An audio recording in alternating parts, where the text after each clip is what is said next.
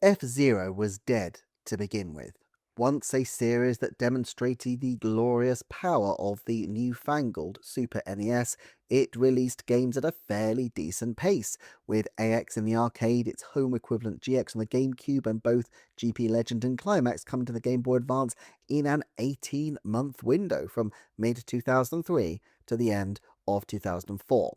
However, this steady drumbeat of titles wasn't to last, and as the company pivoted away from titles with superior graphical prowess intended to tickle the fancies of core players and towards a blue ocean strategy, F-Zero was soon in the rearview mirror.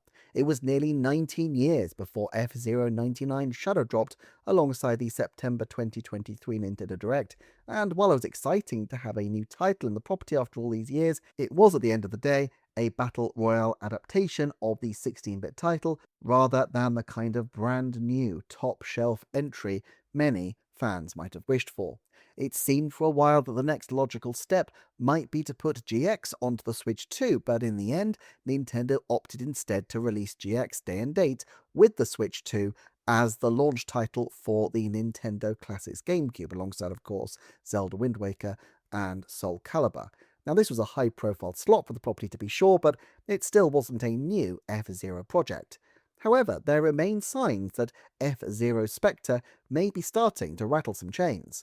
First of all, we have the surprise announcement that on Virtual Boy for Nintendo Classics we will be able to experience for the first time the cancelled title Zero Racers. While the Virtual Boy is hardly likely to draw the biggest crowds in the world, a 2026 release would make 4 consecutive years where something in the broader F-Zero sphere has debuted on Nintendo Switch Online, to say nothing of Nintendo Music appearances and so on.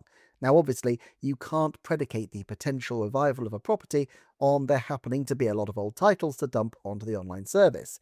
That said, Miyamoto himself was credited on F-Zero 99, not unheard of these days, but still relatively rare, and usually reserved for those games that are either landmark titles, your Tears of the Kingdoms, or those which have a particular sentimental value for him, such as Pikmin 4.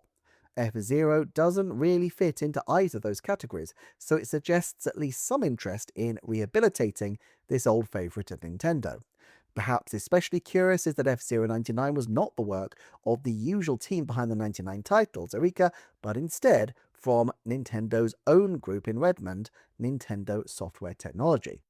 Of course, if it's true what the accounts say, that the inclusion of Fox McCloud into the Super Mario Galaxy movie was on the initiative not of Nintendo, but of Illumination, then perhaps reviving properties isn't quite such a significant plan for Nintendo right now, or at least it wasn't such a significant plan for them back in around 2022 or 2023.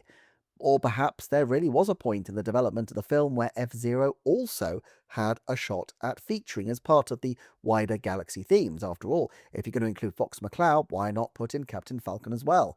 But this plan perhaps was scaled back. This would make sense of why randomly in 2023, which is probably when the planning for the next film was taking place, we see an F-Zero 99 title drop.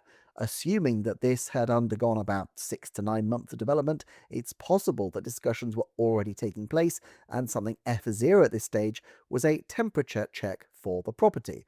Obviously, something with Star Fox of the scale of the 2026 game would be a much grander project to take on, and so that would have been commissioned possibly around this time, but only delivering in 2026. Whereas something like this with F-Zero, well, that might be a better way to take the temperature of whether it was worth putting Captain Falcon into a new film, let alone a new game. Still, if the property were to come back, what would it look like? It's rare for Nintendo to seek to revive a property with a new game outright, and it's usually because, as with 3D Donkey Kong, there isn't really a suitable candidate to remake. We know Nintendo's approach with long-term revivals in general is to find a senior figure with rich experience of the game and have them take the lead. See Sakamoto on Famicom Detective Club, or the accounts of how Koizumi and Miyamoto were consulted in the development of Donkey Kong Bonanza. Well, with Star Fox and Zelda Ocarina of Time getting significant new titles on Switch 2, there is really only one possible candidate for F-Zero as far as I can see. While there is only one possible candidate for an F-Zero game to be remade, while the obvious option to me always seemed like F-Zero GX, the fact that this title was really developed by Sega might conceivably have made Nintendo look elsewhere, and at any rate, I think the Last nail for a while at least was put in that coffin in 2025. Certainly the easiest F-Zero therefore to make into a modern feeling title. The last title fully developed within Nintendo was the N64's F-Zero X, and I actually think if there's a route back for F-Zero, it is through a reinvention of X. That game's creative director, Takaya Imamura, retired in recent years. Its director also has long ago departed Nintendo, but its assistant director isn't just still at the company as far as we know, but he's none other than co-producer of the Mario Kart series, Yasuyuki Ayagi, who also kibitzed on Nintendogs and Cats as well as shepherding the Mario Kart 8 Deluxe Booster Course Pass.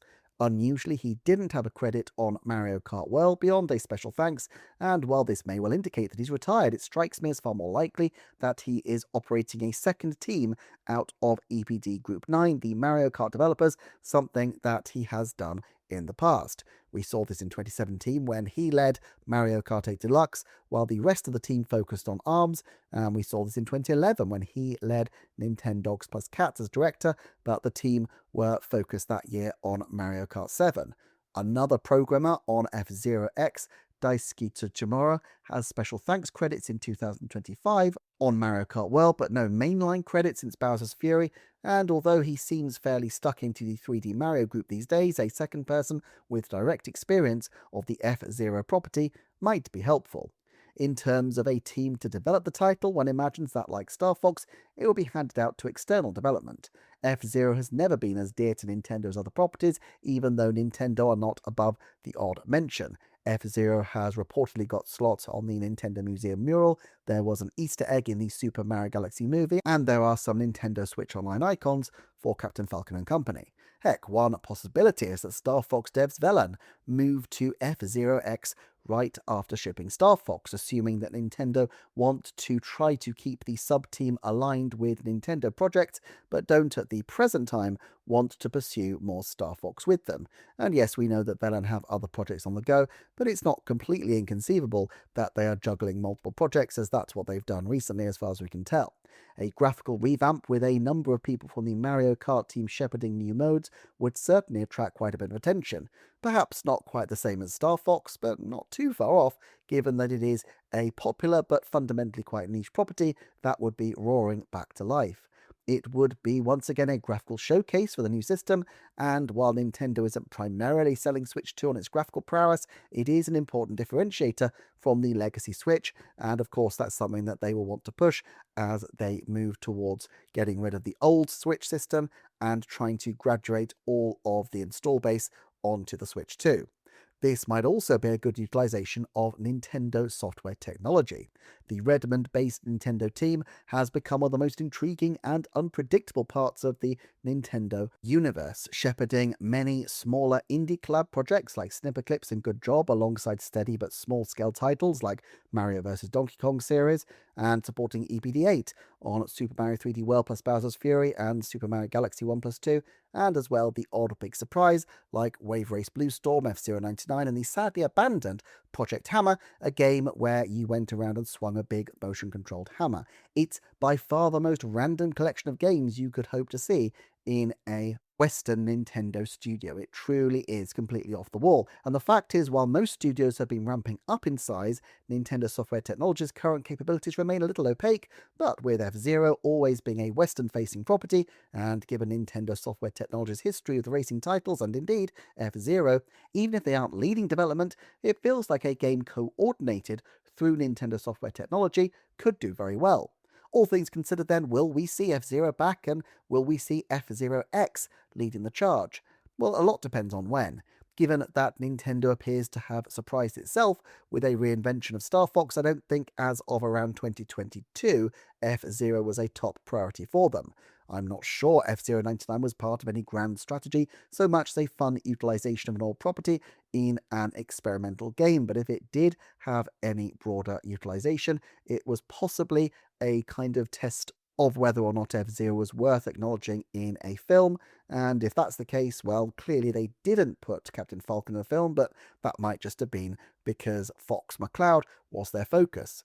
However, if Star Fox and Ocarina of Time do well, the thought must come to Nintendo that the technology of Switch 2 could be very effectively showcased by an awesome F-Zero game, and enough time has after all passed that it's unlikely that a new game wouldn't attract at least some interest. I had thought Bella might be involved with the development of another Star Fox from the ground up, given the way that Mercury Steam, while handling separate projects alongside of their own, were tasked with Metroid Dread after Metroid Samus Returns, and while that's still quite possible, I do think F-Zero X, while a lateral move for the developers, feels like it makes quite a lot of sense.